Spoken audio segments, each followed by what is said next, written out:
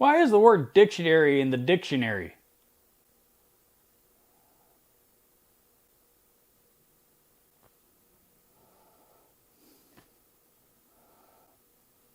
Kind of redundant if you ask me.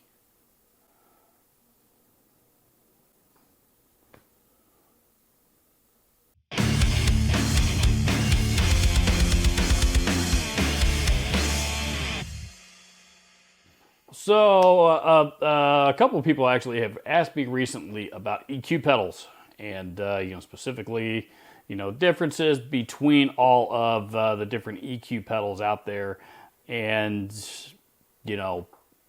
what they do and what they don't do, et cetera, et cetera, et cetera. So, we're going to talk about that here today, and I'm going to show you 4 different ways that I like to use. Well, three ways that I like to use an EQ pedal, plus one other one that's pretty common that drives me crazy, but we'll get to that here in a bit.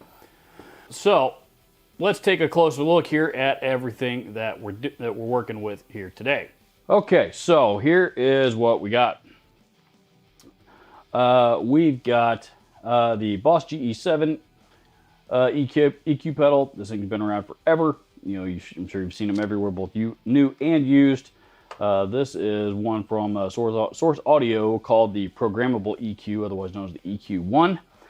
This one has since been discontinued. However, they have replaced it with a newer model called the EQ2 that does everything this one will do plus more.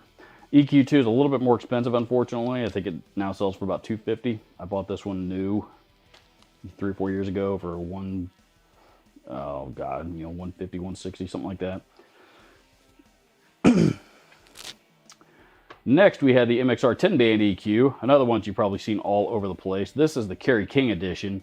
The only difference between this one and the old black version of the 10-band EQ that you see everywhere on the used market still, as well as the newer Chrome version that you see out there nowadays. The only difference between those and this version is this one has the Kerry King graphics and also has stereo outputs. Beyond that, same pedal.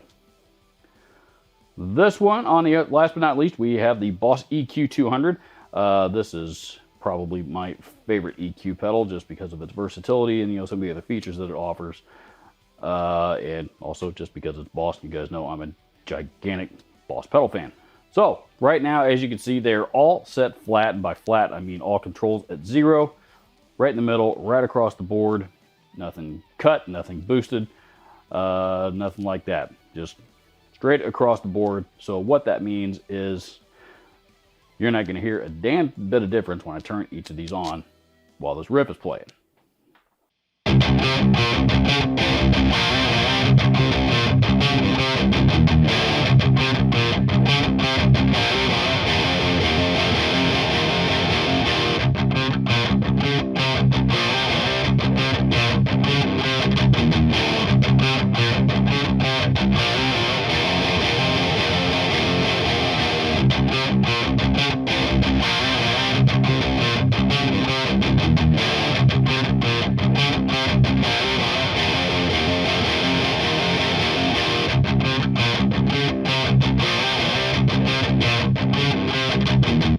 So as you can see, in this setting on all these pedals, we have ourselves 4 great big giant paperweights. On their own, they don't sound like anything, but that's not what they're designed to do. They are designed to shape the sound of other things. So again, in this configuration, how I have these all set up, by the way, these are all going straight into my ISP decimator pedal, which I don't even have turned on at the moment. Now it is. So these are all going into the ISP Decimator 2, which is then just going into the front end of the amp, once again using my trusty Laney IRT Studio. So the first thing we're going to do here is we'll use this one as a pedal as an example because it's in the middle. That 4K frequency can tend to be a little harsh, particularly on a lot of high gain tones. So what a lot of people will do, they'll pull a little bit of that out. Matter of fact, they'll pull this one way out. And also just to supplement it, might even pull down a little bit of the 2K and a little bit more of the 8K, just a hair. So we follow suit on all of these. And the Boss pedals are a little bit different because they don't do 2K, 4K, and 8K hertz. They do 1.6, 3.2, and 6.4. So with this one, we're gonna cut the we're gonna cut the 3.2. And then we're going to drop down the 2 on either side of it just a little bit, just like we did there as well. So now this is what they sound like in this setting.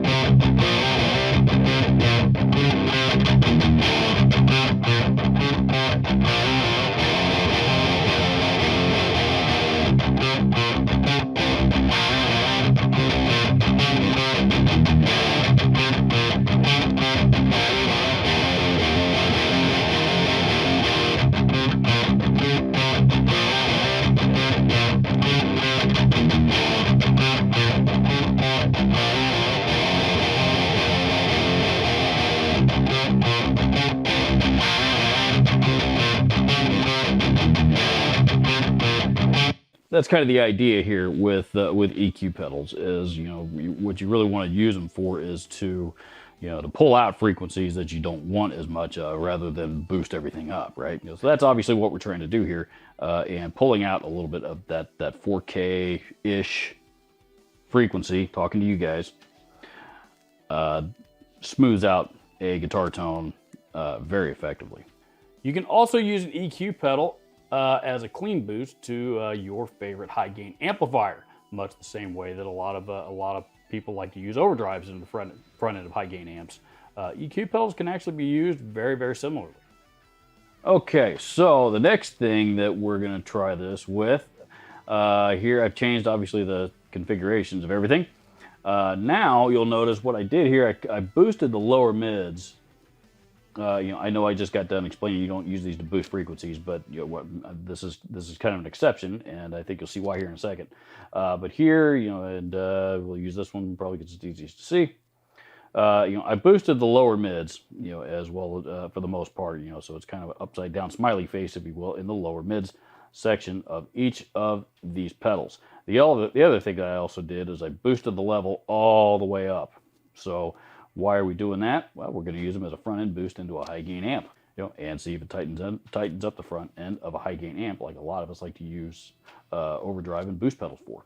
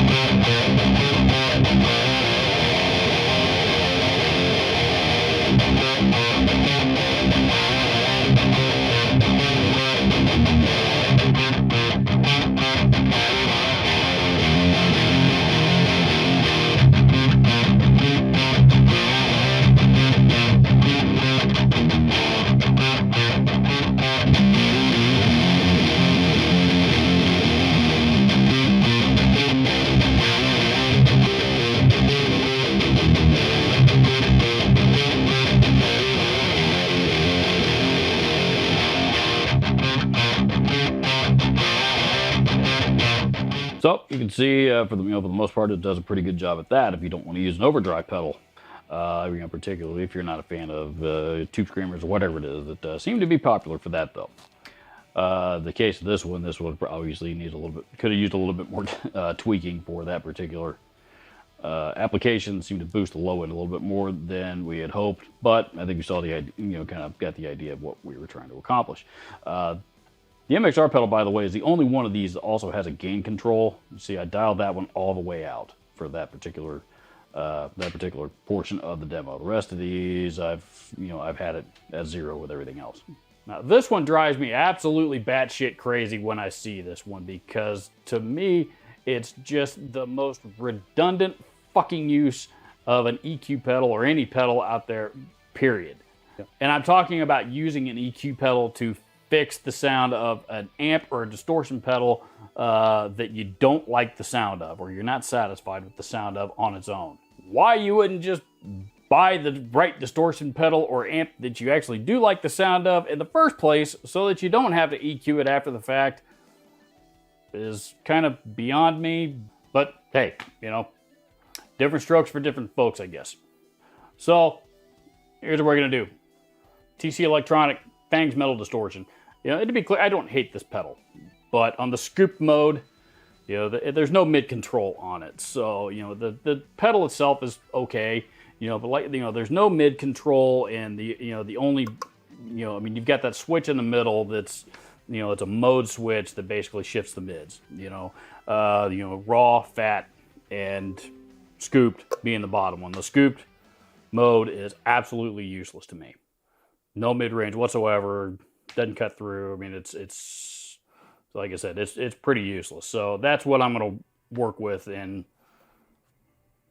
use for this particular example.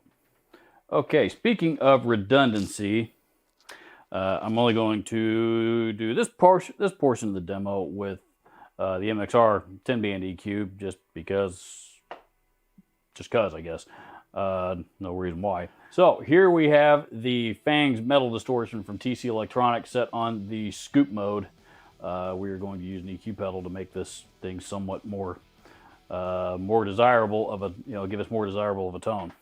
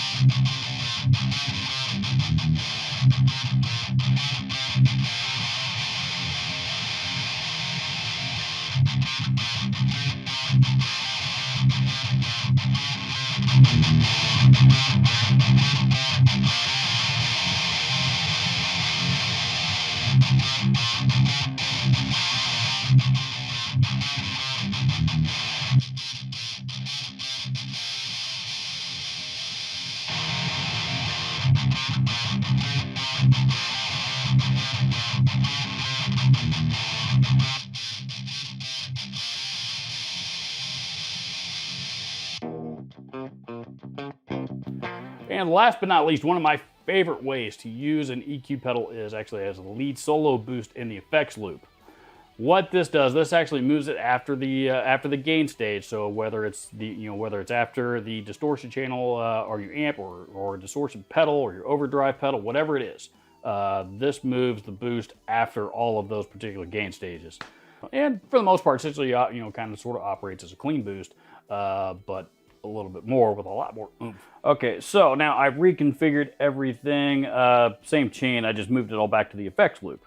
So now I've got the guitar with the looper pedal, of course, plugged straight into the front of the amp, so there's no more effects going into the front. This is just to show the example of how to use this thing as a lead solo boost in the effects loop.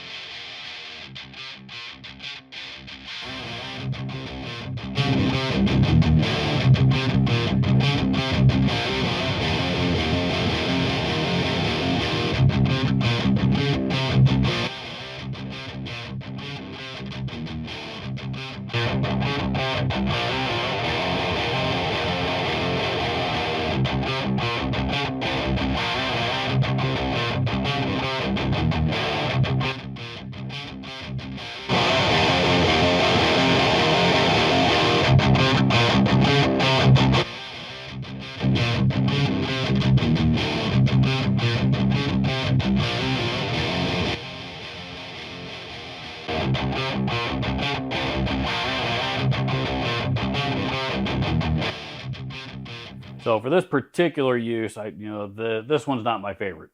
I think for what you guys probably just heard, I imagine you agree with me. These other three work great. I've been using the Boss GE7 for this purpose, as well as the 10-band EQ actually for years now. Ever since somebody, a friend of mine, showed me that trick. For today's Music Plus, I recommend you check out the new track from Metallica called Lux Eterna. This is off of their newest upcoming album, set to be released April of 2023, I believe, was the announced date. The new album is going to be called 72 Seasons. Lux Eterna is, honestly, when I first heard it, it sounded like something that got left off the Kill 'Em All record. It's somewhere kind of a cross between the Kill 'Em All record with like the production of the Garage Days EP stuff and mixed in there. I mean, it is phenomenal. I'm a diehard Metallica fan. I'm pretty easy to please when it comes to Metallica, and I still defend to this very day that if it wasn't for the poor production on that record, that album would not get nearly as much heat as it does. I'll die alone on that hill if I have to. Anyway, I think you get the point. As a Metallica fan, I'm pretty easy to please, but this track here, this is the best thing I've heard from them in decades. Seriously, you got to check it out. I've already got my pre-order for the new record in when it's released in April. 4 ways for you to use an EQ pedal. I'm sure there's probably other ways out there that I haven't thought of, but these are the 4 ways that I know to do it, and 3 of which anyway are the ones that I use often. What do you use an EQ pedal for? Leave me a comment down below and let me know what you do with them. I hope you found this video informative. Please don't forget to do the YouTube thing. Thank you so much for watching. We'll see you in the next video.